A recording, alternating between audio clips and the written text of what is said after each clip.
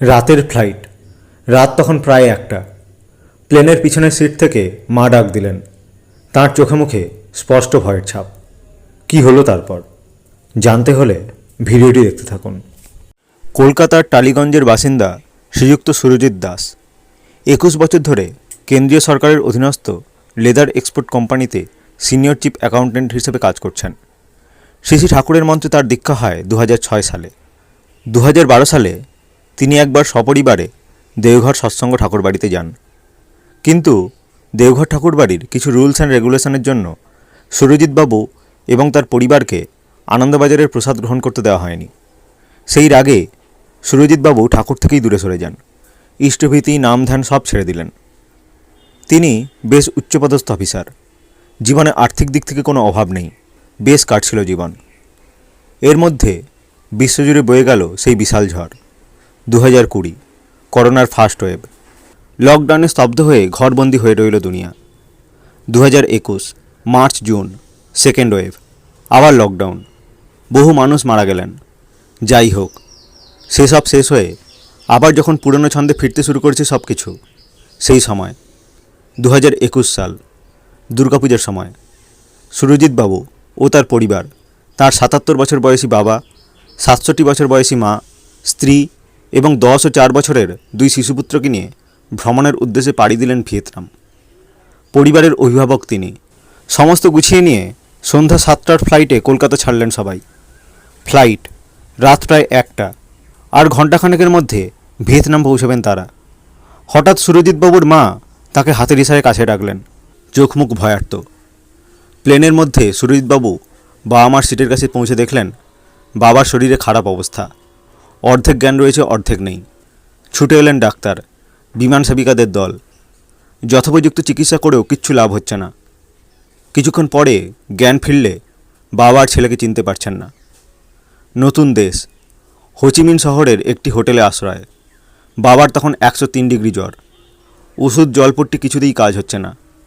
Site সিইংয়ে আর যাওয়া হলো না। ওই দেশে ভারতীয় খাবার পাওয়া খুব কষ্টের। ঘরে রোগী, তাই অনেক ঘুরে ভারতীয় খাবার আনতে হচ্ছে পরিবারের জন্য। সুরজিৎবাবু ভাবলেন ফিরে আসবেন। সাথের মানুষজন বললেন হ্যানয় হয়ে ফিরতে। বাবার পর এবার শুরু হলো 10 বছরের ছেলের জ্বর এবং কাশি। ততদিনে সবাই ভেবে নিয়েছেন যে উনাদের কোভিড হয়েছে। মানুষজন দূরত্ব বজায় রাখছেন সবাই। এরপর শুরু হলো সুরজিৎবাবুর স্ত্রী এবং ছোট ছেলের জ্বর।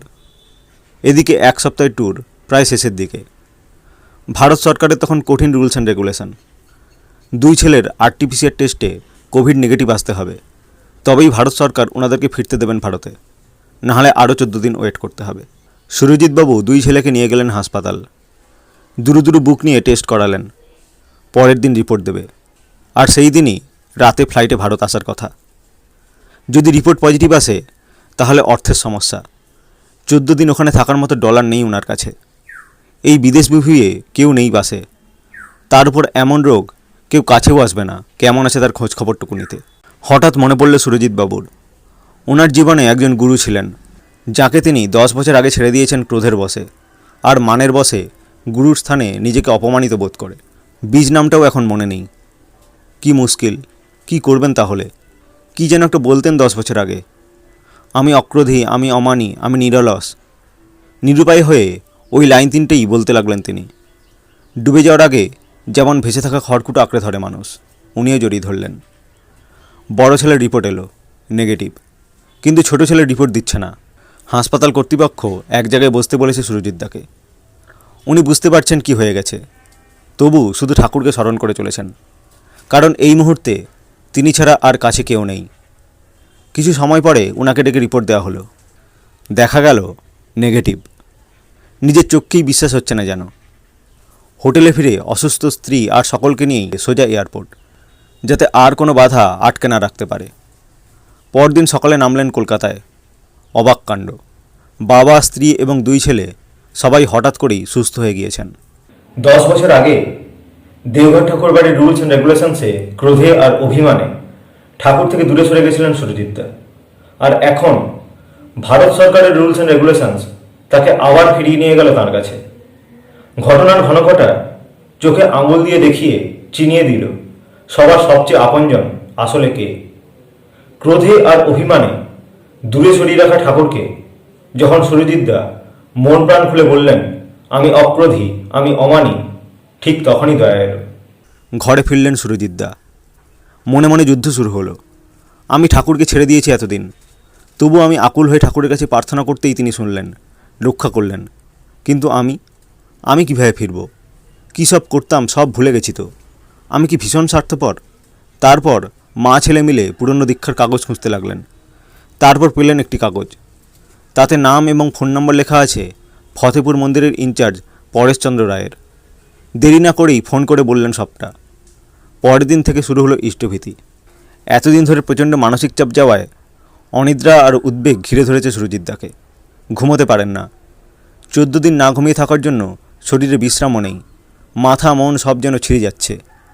পরেশচন্দ্রদা হঠাৎ কোনো খবর না দিয়েই উপস্থিত হলেন উনার বাড়ি। দীক্ষা হলো উনার স্ত্রী এবং বড় ছেলের। এক মাস্তুতো দিদি নিয়ে এলেন এক আয়ুর্বেদিক ডাক্তারকে। তিনি সব শুনে দেখে শুনে বললেন, কোনো রোগ হয়নি, শুধু মানসিক চাপ যেটা গেছে সেটার থেকে বের হওয়া যাচ্ছে না। সংযোগ এমনই অদ্ভুত, জানা গেল ডাক্তারের মেয়ের বিয়ে হয়েছে ঠাকুরবাড়ি দেওঘরের কোনো সভাপতি ঋত্বিকের সাথে।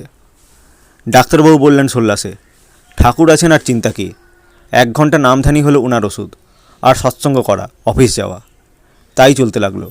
সুরজিৎবাবু একদিন মনস্থ করলেন ফতেপুর মন্দির যাবেন। ড্রাইভারকে ডেকে সপরিবারে চেপে উঠলেন গাড়িতে। যেতে যেতে একটা সময় ড্রাইভারকে সরিয়ে নিজেই ধরলেন আবার গাড়ির স্টিয়ারিং, আর অন্তরে বীজমন্ত্র। রাস্তার ট্রাফিক কাটিয়ে এগিয়ে যেতে যেতে তার মনে সমস্ত অন্ধকার যেন দূর হতে থাকলো। যেন সব বাধা বিপত্তি, মান অভিমান পেরিয়ে আবার ছুটে চলেছেন সপরিবারে ঠাকুরের দিকে।